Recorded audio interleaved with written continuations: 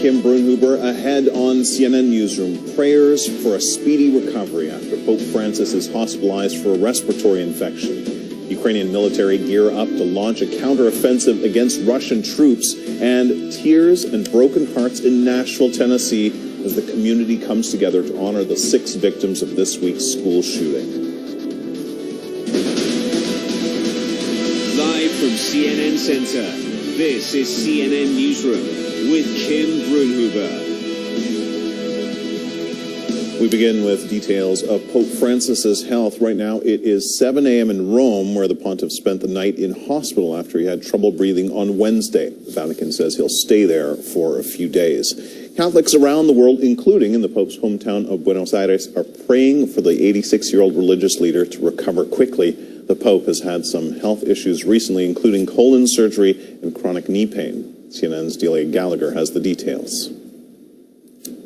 The Vatican says Pope Francis had been complaining in the past few days about some respiratory difficulties, and on Wednesday afternoon, he went to Rome's Gemelli Hospital for what the Vatican calls previously scheduled tests. Those tests revealed that the Pope has a respiratory infection. They have ruled out COVID, but they say that he will need to stay in hospital for medical attention for the next few days. Now, we saw Pope Francis on Wednesday morning at his weekly general audience in St. Peter's Square. He seemed to be speaking and breathing just fine, but of course he is 86 years old, and when he was a younger man, he had part of his right lung removed due to respiratory illness. This begins an important Easter week, one of the busiest weeks in the Vatican. On Sunday for the Pope, he has scheduled masses and other events, but for the moment, we will be monitoring his progress in the hospital. Delia Gallagher, CNN, Rome.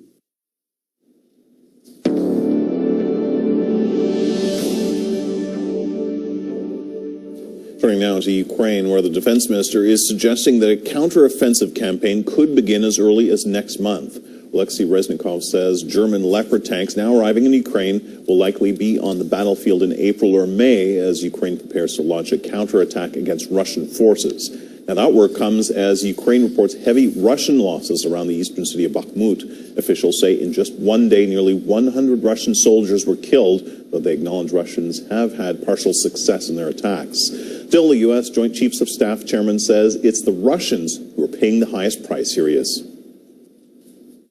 These forces are very undertrained. They're essentially doing frontal assaults into machine gun positions, etc., and they're getting slaughtered. The Russian troops are. The Ukrainians are doing a very effective area defense that is proven to be very costly to the Russians. For about the last 21 days, the Russians have not made any progress whatsoever in and around Bakhmut. So it's a slaughter fest for the Russians. They're getting hammered in the vicinity of Bakhmut, and the Ukrainians have fought very, very well. Now to the southwest of Bakhmut, the head of the UN nuclear watchdog traveled to the Zaporizhzhia nuclear power plant to assess the current conditions. It was his second visit since Russian forces took over the plant last March. Rafael Grossi says the situation at Europe's largest nuclear power plant hasn't improved, and the International Atomic Energy Agency is now focused on plans to protect the plant. He said there's been a significant increase in the number of troops in the region. Here he is. The increased military activity, which I was referring to on the basis of the information I had before going, is obvious in terms of military presence, signs, visible signs of damage and destruction before you get to the place. So it is obvious that this area is facing perhaps a more dangerous phase. Joining us now is CNN military analyst and retired U.S. Air Force Colonel Cedric Leighton. Thanks so much for being here with us again. So I want to go back to General Milley's comments about the Russians getting, quote, hammered in Bakhmut. Is that the way you see things there? And what does this long stalemate mean for Ukraine?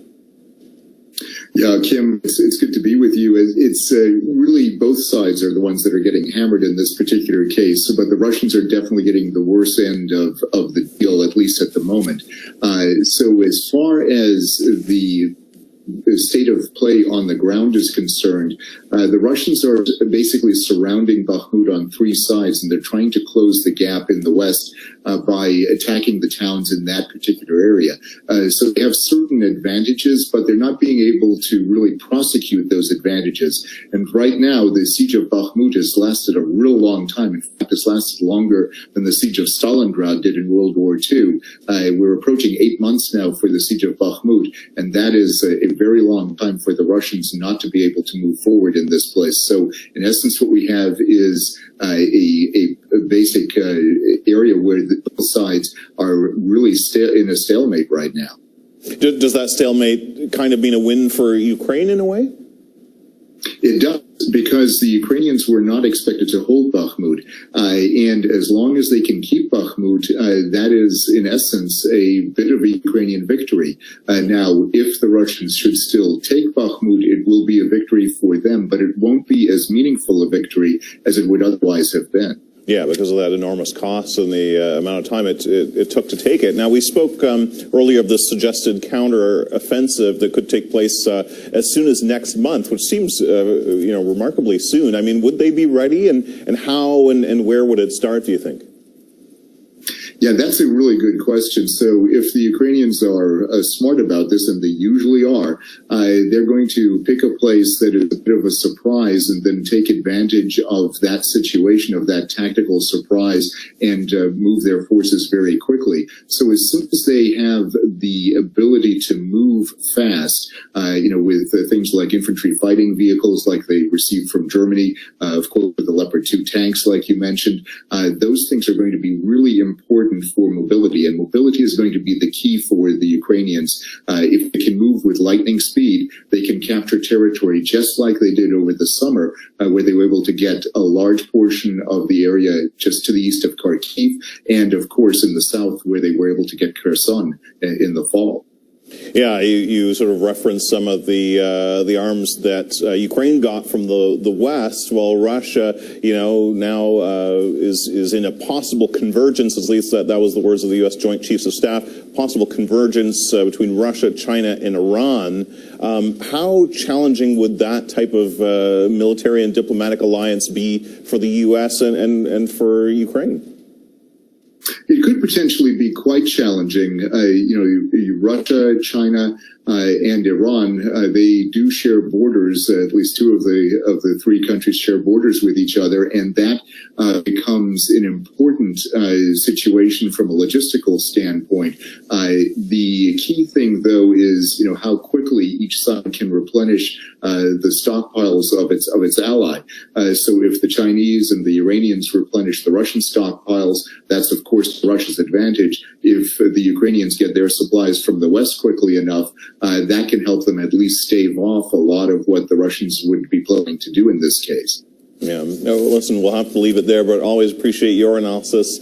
Cedric Layton, thanks so much for being here with us. You bet. Anytime.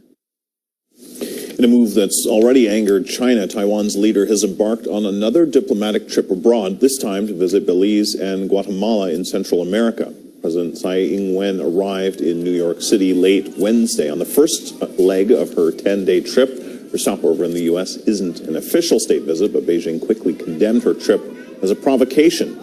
CNN's Anna Korn joins us live from Hong Kong. So, Anna, obviously a politically fraught trip here. Take us through what we're expecting, the reaction, and the possible implications of this. Yeah, and there are plenty, certainly, Kim. President Tsai Ing-wen, she has just attended a banquet in New York, saying Taiwan's relationship with the U.S. has never been closer. She, of course, is transiting through the U.S. before heading to Central America for official visits with Guatemala and Belize. While her stopover is unofficial, it has deeply angered China. A spokesman saying China firmly opposes the visit, claiming her true purpose is to promote Taiwan's independence. But it's Tsai's expected meeting with House Speaker Kevin McCarthy in California on her way back that has really angered China. McCarthy would be the highest-ranking U.S. official to meet a Taiwanese leader on American soil. China has threatened to, quote, resolutely fight back if they, in fact, meet in Los Angeles. Let's now have a listen to China's top diplomat in the U.S. speaking before Tsai's arrival. It could lead to another serious, I repeat, confrontation. We urge the U.S. side not to not to repeatedly play with fire on the Taiwan question. As we say, those who play with fire will perish by it. Now, when former US House Speaker Nancy Pelosi visited Taiwan in August of last year, China responded by firing ballistic missiles over Taiwan, deploying warships in the Taiwan Strait, and conducting a simulated blockade of the island. China believes that Taiwan belongs to it, and it has refused to rule out the use of force to bring Taiwan under its control. And while the United States acknowledges China's position, it maintains that Taiwan's status should be settled peacefully between Beijing and Taipei. Her trip, of course, comes amid heightened tensions between Washington and Beijing, but US officials say China shouldn't overreact, and that such transits, which Tsai has done 6 times before as president, is simply routine. Take a listen. This transit is consistent with our long-standing, unofficial relationship with Taiwan, and it is consistent with the United States' one China policy, which remains unchanged. It is Taiwan's decision to make these transits based on their own travel. Transits are not visits. They are private and they're unofficial. Kim, analysts believe that Tsai's 10-day visit is designed to strengthen diplomatic and economic ties with the West and assert her island's autonomy. They also believe that she wants to project strength back home. Tsai, of course, is stepping down as president next year following a drop in support for her Democratic Progressive Party. She wants to bolster confidence in the DPP before presidential elections next January, Kim. All right, thanks so much, Anna Corn. Appreciate that.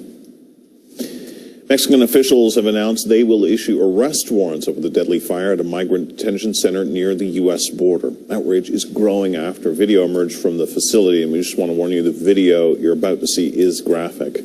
Now, authorities say none of the public workers or private security officers made any attempt to open the door to the migrants who were locked inside the burning building there. At least 39 people died in the disaster Monday night.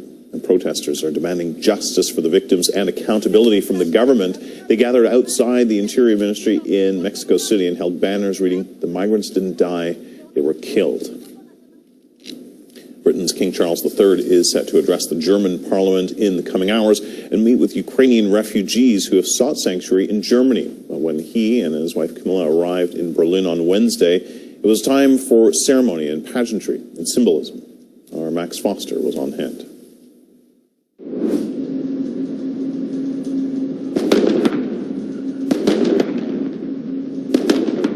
A grand entrance fit for a king's first official state visit. King Charles and his wife Camilla, the Queen Consort, welcomed to Germany with a 21-gun salute and a fly-past. In an unprecedented start to his 29th official visit, the royals were escorted by fighter jets, one of the many firsts.